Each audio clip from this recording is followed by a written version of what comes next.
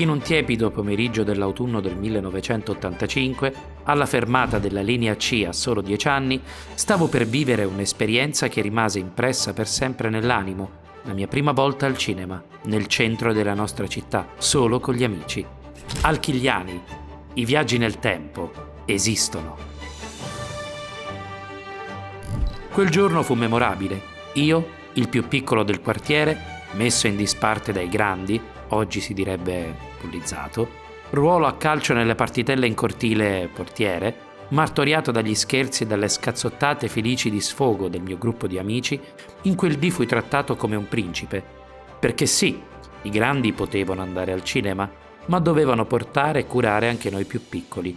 Gruppo eterogeneo di diverse età, quasi come la banda dei Goonies, sempre in lotta con il quartiere accanto nella periferia più degradata della mia città, stavamo per affrontare la nostra piccola avventura, o almeno per me lo era, poiché mai uscito dalla nostra zona senza i genitori.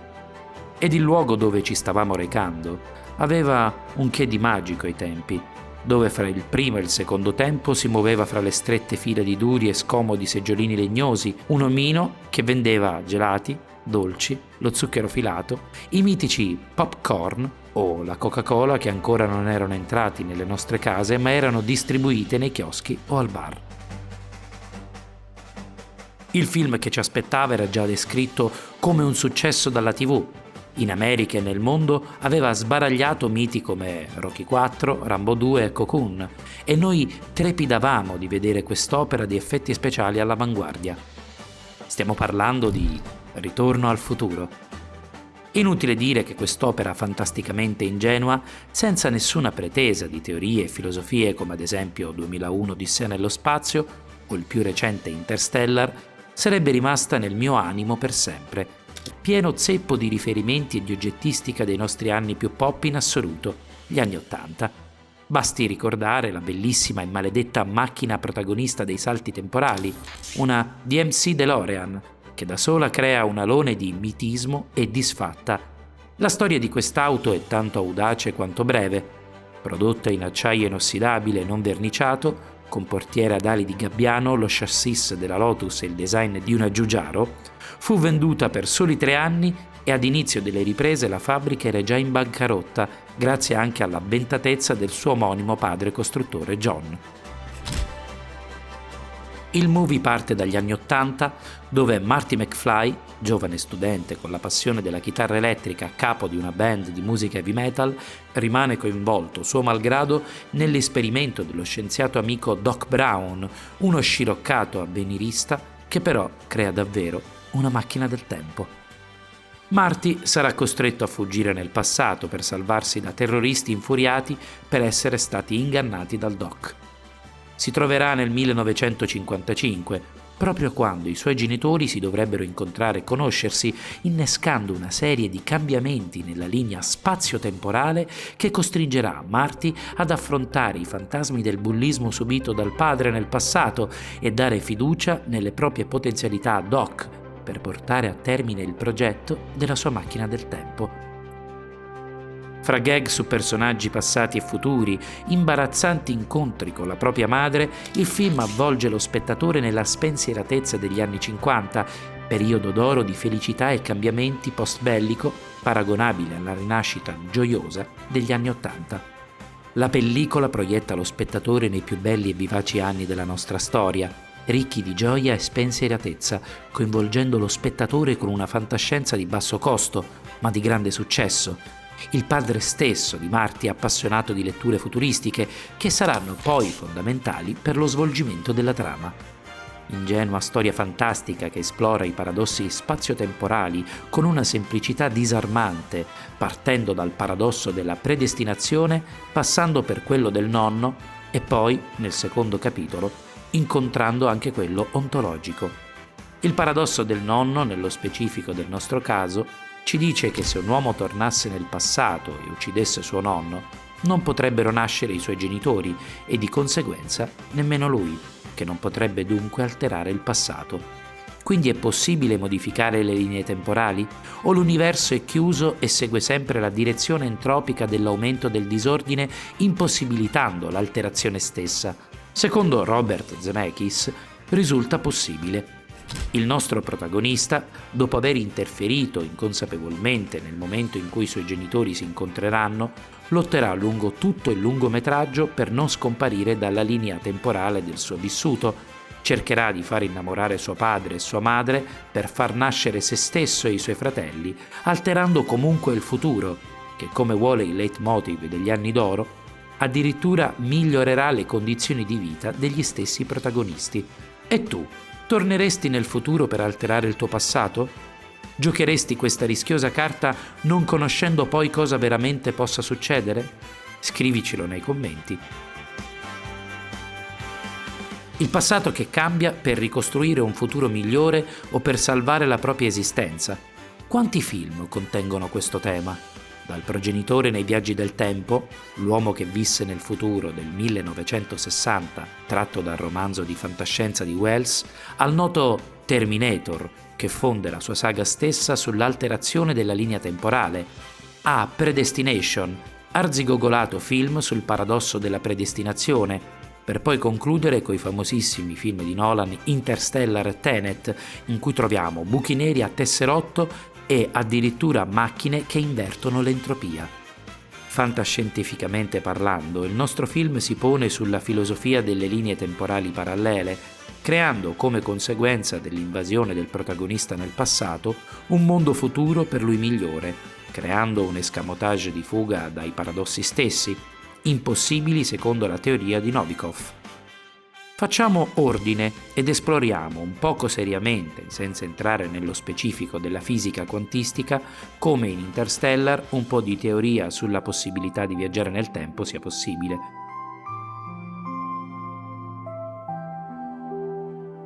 Secondo le più elementari spiegazioni scientifiche, i viaggi nel tempo sono impossibili semplicemente. Per ora non abbiamo né le basi scientifiche né i mezzi per esplorare questa situazione.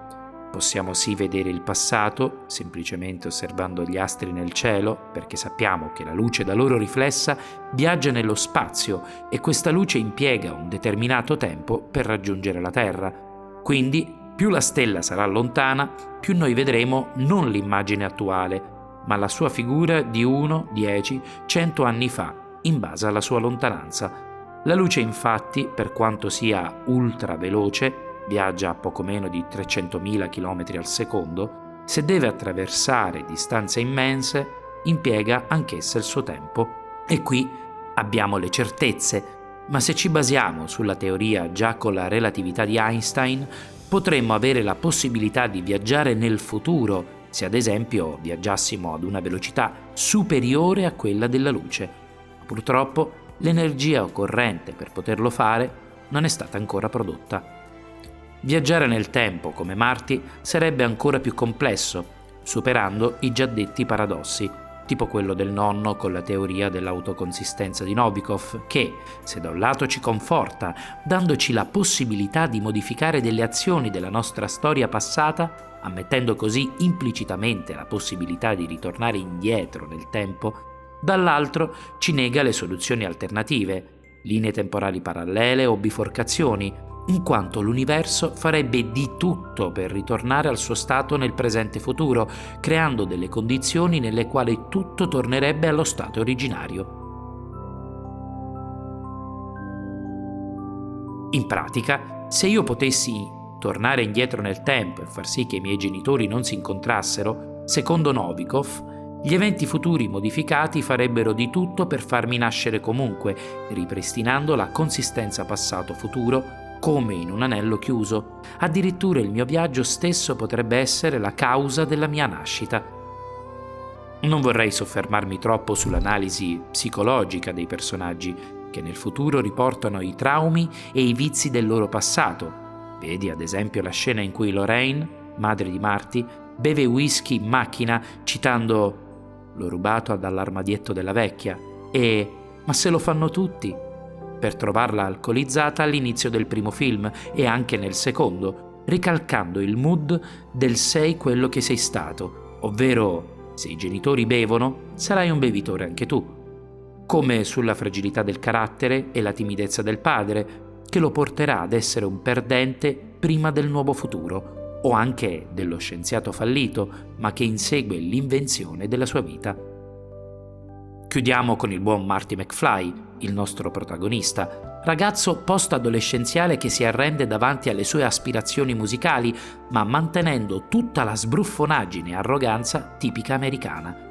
Il tutto nella classica famiglia degli Stati Uniti, piena di debiti e di sogni infranti, che si vede poi interprete del grande sogno americano fatto di successo, denaro e di riscatto individuale. Già questa America, che dona esempi e comportamenti, stili di vita, che ci fa sognare senza farci pensare che in realtà è un paese ricco di contraddizioni, eccessi, individualismo estremo. Amore, buon cuore e finali strappalacrime dei nostri film preferiti, ma una società infetta dal morbo del dio denaro nella realtà. Divagazioni politiche a parte, avendo vissuto gli anni raccontati nel film, non posso negare che tutte le volte che li rivedo, ad esempio in serie come Stranger Things, non ne rimanga colpito e piacevolmente ammirato.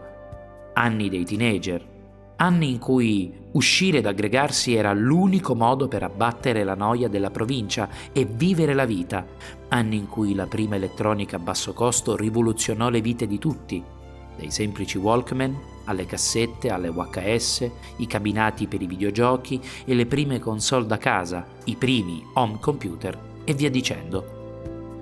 Dopo la nostalgica rimpatriata degli anni '80 che hanno segnato il fondamentale passaggio da adolescente a ragazzo adulto, riprendiamo il viaggio nel tempo del nostro film, che al di là delle teorie ci insegna che le nostre azioni, le nostre scelte sono importantissime per determinare il nostro futuro. Il destino dunque non è immutabile e noi possiamo guidarlo o almeno indirizzarlo alla nostra autodeterminazione, senza farci condurre da esso, ma vivendo al 100% l'inerpicato e tortuoso sentiero della vita. Marty, che prima del viaggio nel tempo era succube come il padre degli eventi, si ritrova a viaggiare nel tempo, prendersi le sue responsabilità, far rivivere la sua famiglia, crescendo caratterialmente e portando per mano il suo destino, quello dei genitori e quello dei fratelli. Molto interessante è l'aspetto dell'incontro fra generazioni fra loro differenti e il rispetto delle gerarchie. Vivere questo viaggio nel passato aiuta il protagonista a capire che anche se i suoi genitori hanno avuto un'adolescenza fatta di sogni e spensieratezza, e Marty, contrariamente a quanto potrebbe fare, ovvero distruggere suo padre, sfasciando completamente la sua sciroccata famiglia nel futuro, sceglie di non fare l'Edipo di turno, che uccise il padre per sposarne la madre, ma rispetta il ruolo del figlio e anzi aiuta il padre a superare le sue debolezze. Alchigliano, che tu ci creda o no, il viaggio della vita ti appartiene. Sei tu che autodetermini il tuo futuro e mi raccomando, aiuta il destino di Alkil per darti prodotti sempre più fighi e interessanti. Clicca la campanella e iscriviti al canale, metti like e dai e commenta. Nel bene o nel male sarai determinante. Beyond Hope!